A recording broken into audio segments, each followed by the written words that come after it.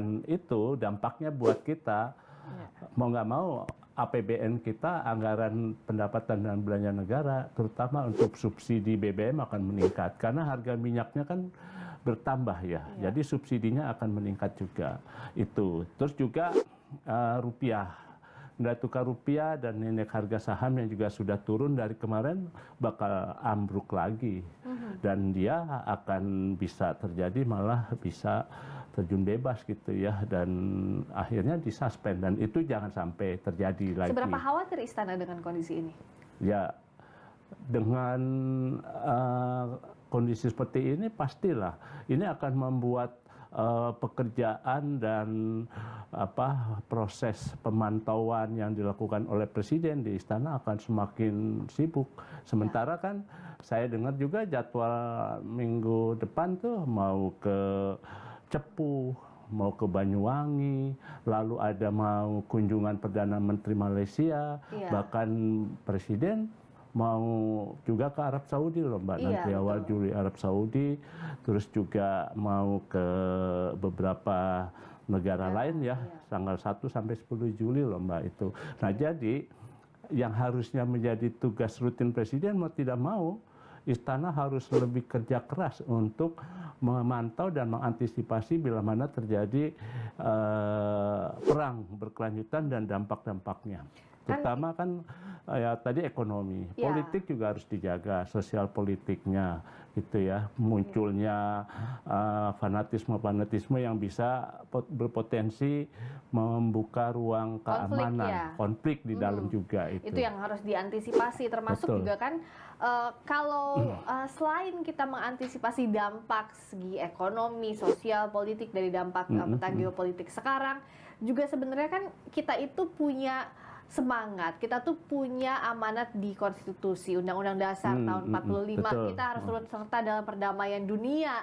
Tapi seberapa bisa Indonesia berjuang untuk ke sana gitu di tengah kondisi yang sulit, karena kan Mas Hari kita betul, memang dari pembukaan Undang-Undang Dasar 45 ya, alinea keempat kan kita memang tujuan bernegara adalah ikut menciptakan perdamaian dunia gitu ya, dan itu sudah dilakukan dari zaman Bung Karno dengan mengirim pasukan perdamaian sampai saat ini. Nah dengan dasar itu kita Presiden meskipun kemarin sempat ada spekulasi ya, kan beliau diundang juga ke Kanada G7, tapi nggak datang. Presiden memilih ke Rusia, ke Saint Petersburg Forum, ya kan. Nah berbeda kan itu hadir, kalau di Kanada kan Amerika dan negara-negara Barat, kita diundang juga sebagai peninjau saja, tapi di sana kan nuansa sejumlah negara yang mendukung Israel kuat. Jadi kunjungan ke Rusia jadi menimbulkan spekulasi jangan-jangan nih mendukung Rusia, Blok Timur, bloknya Rusia ya, ada Iran. Tapi kan Presiden menyatakan Indonesia tetap netral karena kita berpegang pada pembukaan Undang-Undang Dasar 45 dan kita sebagai negara non-blok yang tidak berpihak kepada negara manapun juga. Nah, kaitannya dengan itu sebetulnya kemarin juga harapannya bila mana dari hasil pertemuan itu ya, rapat terbatas, misalnya Menlu diundang menyatakan kita akan berjuang juga di PBB untuk ikut mengajukan solusi-solusi yang terbaik untuk meredakan perdamaian di Iran versus Israel itu.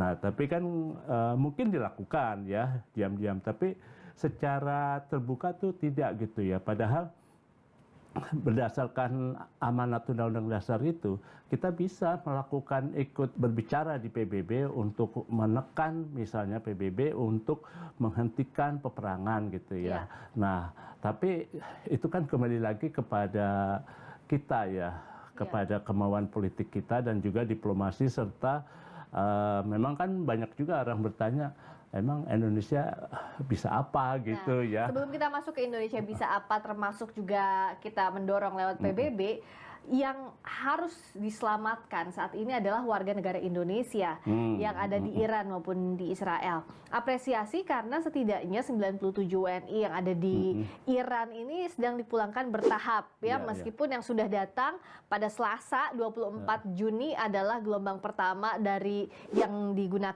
diangkut menggunakan dievakuasi menggunakan Turkish Airlines. Masih ada 2 gelombang yang tertahan di Qatar ya Mas, tapi seenggaknya kan ini sudah menjadi upaya yang kita apresiasi dari Kementerian Luar Negeri ya.